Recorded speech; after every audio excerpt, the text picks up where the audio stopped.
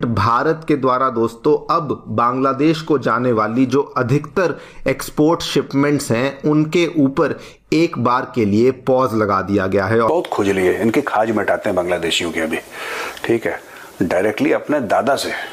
जी, बाप तो पाकिस्तान है इनका। ठीक है ना, वो इतना बिजनेस नहीं कर रहा जितनी उनकी एक मूवी एक हफ्ते में बिजनेस, हम उतना एक महीने में बिजनेस नहीं करते जितना उनकी मूवी एक हफ्ते में बिजनेस करती है। जी, वर्ल्ड बैंक ने पाकिस्तान के लिए 500 मिलियन का लोन जो था और वो जी कैंसिल कर दिया। मतलब कैंसिल करने का क्या मतलब है? इसमें तो मुझे कहीं ना कहीं राह की साजिश लग रही है, इसलिए कि भारत चाहता ही नहीं कि हम लोग कुछ खा कमा सकें। 2 करोड़ तो किरण रिजिजू साहब ने बोला था पार्लियामेंट में, लेकिन वो उन्होंने बोला था 2016 में। भारत के द्वारा दोस्तों अब बांग्लादेश को जाने वाली जो अधिकतर एक्सपोर्ट शिपमेंट्स हैं उनके ऊपर एक बार के लिए पॉज लगा दिया गया है। और यहाँ पर जो इंडिया के एक्सपोर्टर्स हैं उनका बेसिकली ये कहना है कि बांग्लादेश को एक्सपोर्ट्स करने का अब कोई फ़ायदा नहीं, बिकॉज वहाँ पर से जो पेमेंट की कोई भी गारंटी हमें नहीं मिल रही है एंड साथ में जो बांग्लादेश के बैंक्स हैं।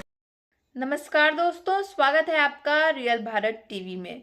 दोस्तों, भारत बांग्लादेश के साथ ठीक वैसे ही कर रहा है जिस तरह से भारत ने मालदीव्स के साथ किया था। मालदीव्स ने भारत आकर के भारत के सड़कों पर घुटने टेक करके भारत से माफ़ी मांगी थी, भारत से भीख मांगी थी कि हमें प्लीज़ माफ़ कर दो, ताकि उनके जो इकोनॉमिक क्राइसिस हैं वो ठीक हो जाए। अब ठीक वैसे ही बांग्लादेश के साथ भी होने जा रहा है, क्योंकि भारत के जो ट्रेडर्स हैं उन्होंने बांग्लादेश को प्रोडक्ट सप्लाई करने से साफ तौर पे मना कर दिया है। वो कह रहे हैं कि हम बांग्लादेश को पूरी तरह से बैन कर रहे हैं, हम बांग्लादेश को कोई भी प्रोडक्ट्स सप्लाई नहीं करेंगे। और क्यों नहीं करेंगे, इस टॉपिक में आगे वीडियोस देखते हैं, फिर मिलते हैं वीडियो के एंड में। डायरेक्टली अपने दादा से पंगा इनको ले लिया, अब दादा की लाठी। जो इंडिया के एक्सपोर्टर्स हैं उनका बेसिकली ये कहना है कि बांग्लादेश को एक्सपोर्ट्स करने का अब कोई फायदा नहीं। उसके जो रीजनल चेयरमैन हैं योगेश गुप्ता जी, इन्होंने दोस्तों क्या कहा है कि एक्सपोर्ट्स जो कि भारत से बांग्लादेश की तरफ जाते थे वो अब बहुत ज़्यादा गिर चुके हैं एंड इसके पीछे मेनली जो रीज़न है वो ये है कि बांग्लादेश से अब इंडिया के एक्सपोर्टर्स को पेमेंट एश्योरेंसेस नहीं मिल रही हैं। यानी कि इंडिया से अगर कोई माल बांग्लादेश में जाता है तो बदले में एक लेटर ऑफ क्रेडिट इशू किया जाता है बांग्लादेश के द्वारा। पहले तो पेमेंट का नुकसान तो इंडिया के एक्सपोर्टर को होगा ही होगा, लेकिन उसके साथ में जो इंडिया का एक्सपोर्टर है इसके ऊपर जो फेमा कानून है ये भी लग सकता है कि ऐसी कौन सी आइटम है जो कि आप वहाँ पे भेज रहे हैं जिसके बदले में आप पेमेंट नहीं ले रहे। आरबीआई इस चीज़ को लेकर बहुत सख्त है और इस चीज़ को लेकर जो शक है वो कहीं ना कहीं इंडिया के एक्सपोर्टर्स पर ही आ सकता है और इसीलिए जो इंडिया के एक्सपोर्टर्स हैं वो शिपमेंट्स नहीं भेजना चाहते गए हैं। पिछले 2-3 महीनों में लगातार इस तरह की रिपोर्ट सामने आई हैं। सबसे पहले तो आप देखिए, पिछले ही महीने की खबर है, 20 नवंबर की खबर है, जानी मानी क्रेडिट रेटिंग एजेंसी मूडीज के द्वारा बांग्लादेश के 6 बैंक्स हैं जिनको अब डाउनग्रेड कर दिया गया है 2.5 करोड़ के आसपास। ये मेरा एस्टिमेट है। 2 करोड़ तो किरण रिजिजू साहब ने बोला था पार्लियामेंट में, लेकिन वो उन्होंने बोला था 2016 में। तो 8 साल बीत चुके हैं भैया। 8 साल में मुझे ऐसा लगता है कि 1 करोड़ तो आ रहे होंगे, 2.5 से लेकर 3 crore. Let us get in touch with them and let us invite them for the Chanakya dialogues conclave. पक्का सर, हमारा 28 फरवरी को कॉन्क्लेव है ना जी। बात करते हैं। देखिए गोयल साहब का ट्विटर हैंडल तो मैंने ढूंढा, देखते हैं और डिटेल्स निकालते हैं, बताइए। और let's invite them and they have done a great job sir, great job, बहुत बढ़िया काम। सैल्यूट है सर, सैल्यूट है। और बड़े यार, ये धीरे धीरे सब बंद करो, ये और सब बंद करो। इसमें मैं चौक बांग्लादेश से जी, बाप तो पाकिस्तान है इनका। डायरेक्टली अपने दादा से पंगा इनको ले लिया, अब दादा की लाठी। एनीवे, और बताओ और क्या कर प्रोड्यूसर सर। बेसिकली एक और चीज की विक्रम मिस्री साहब जब अभी गए थे 2 दिन पहले, चलिए बांग्लादेश ने माना कि 88 हमले हुए हैं, उन्होंने बोला कि हमने 70 से ज्यादा लोगों को गिरफ्तार कर लिया। उधर यूनुस मिस्री साहब से कह रहा है कि भारत तो एक परिवार है, लेकिन शेख हसीना जो है उसमें कांटे की तरह चुभ रही है।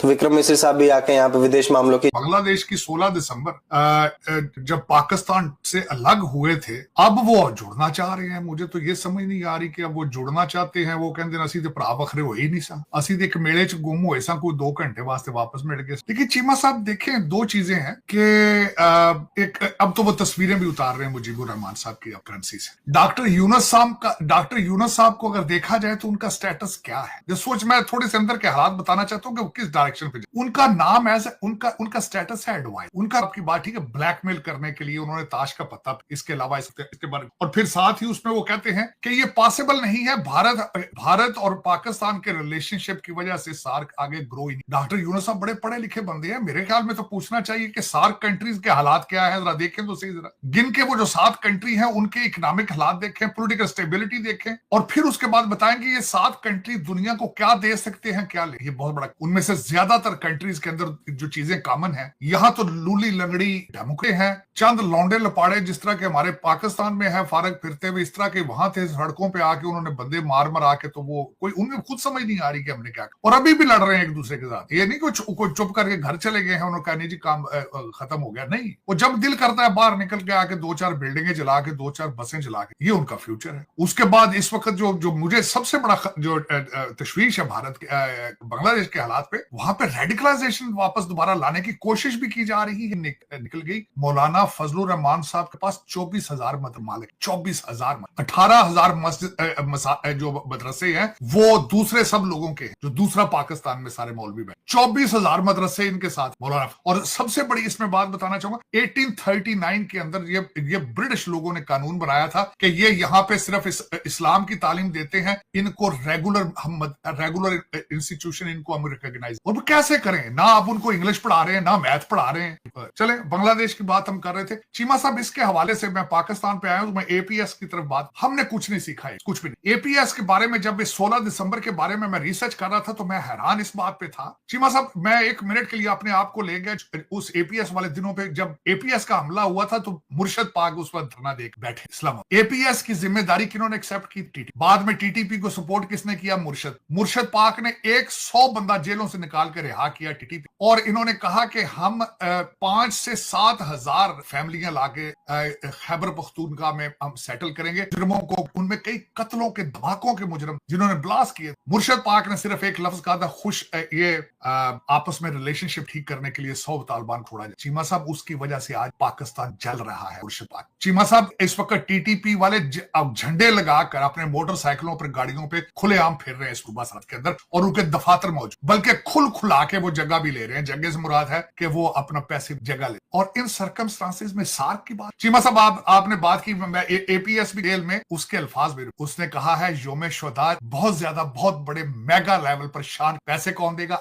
आईएमएफ से पैसे इस्लामाबाद जाते हैं, इस्लामाबाद कोई गंडापुर का चेक रोके ना, पूछे उससे भी कि ये पैसा किधर खर्च रहे हो। मैंने चीमा साहब इन्वेस्टिगेशन की है, जो पिछले दिनों हमारी बीबी बुशरा जो है वो चेक दे के आई किसी घर में, करोड़ के 2 चेक दे के। मैंने पूछा लोगों से कि वो चेक किन के इशू हुए थे? गवर्नमेंट के थे, आपके सूबे की गवर्नमेंट। चीमा साहब है किसी को चैलेंज करे, को पूछे इनको, मैं पूछूंगा खैर फ्यूचर में। मैं मेरे पास जब टाइम मिला मैं रिटायरमेंट पे आके मैं डायरेक्टली अपने दादा से पंगा इनको ले लिया, अब दादा की लाठी। जो इंडिया के एक्सपोर्टर्स हैं उनका बेसिकली ये कहना है कि बांग्लादेश को एक्सपोर्ट्स करने का अब कोई फायदा नहीं। उसके जो रीजनल चेयरमैन हैं योगेश गुप्ता जी, इन्होंने दोस्तों क्या कहा है कि एक्सपोर्ट्स जो कि भारत से बांग्लादेश की तरफ जाते थे वो अब बहुत ज़्यादा गिर चुके हैं। एंड इसके पीछे मेनली जो रीज़न है वो ये है कि बांग्लादेश से अब इंडिया के एक्सपोर्टर्स को पेमेंट एश्योरेंसेस नहीं मिल रही हैं, यानी कि इंडिया से अगर कोई माल बांग्लादेश में जाता है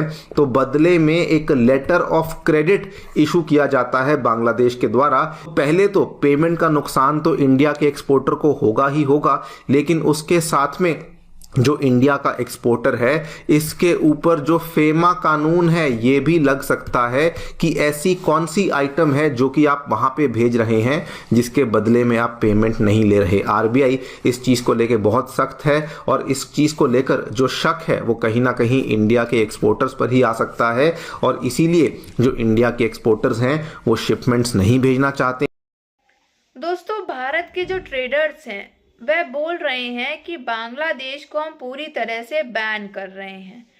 साथ ही साथ दोस्तों भारत की जो 2000 कंपनियां हैं उन्होंने कहा है कि हम बांग्लादेश को पूरी तरह से बैन कर रहे हैं, हम बांग्लादेश को अपने कोई भी प्रोडक्ट्स नहीं भेजेंगे अब से, क्योंकि बांग्लादेश की जो हालत है वो बहुत ही ज़्यादा खराब होती चली जा रही है। बांग्लादेश में इकोनॉमिक क्राइसिस हो गए हैं बहुत सारे, तो इसी के चलते हम बांग्लादेश को कोई भी प्रोडक्ट्स अब सप्लाई नहीं करेंगे, हम पूरी तरह से बांग्लादेश को बैन कर रहे हैं। तो अब दोस्तों भारत जो है पूरी तरह से बांग्लादेश को बैन कर रहा है। अब भारत के द्वारा कोई भी प्रोडक्ट्स बांग्लादेश नहीं भेजे जाएंगे। और इसको देख करके जो पाकिस्तानी है वो बांग्लादेश के सपोर्ट में है, कि बांग्लादेश के साइड में है, और पाकिस्तानियों को भी बहुत ज़्यादा दिक्कत हो रही है इससे। तो दोस्तों अगर आपको हमारी वीडियो अच्छी लगी हो तो like, share and comment and subscribe please.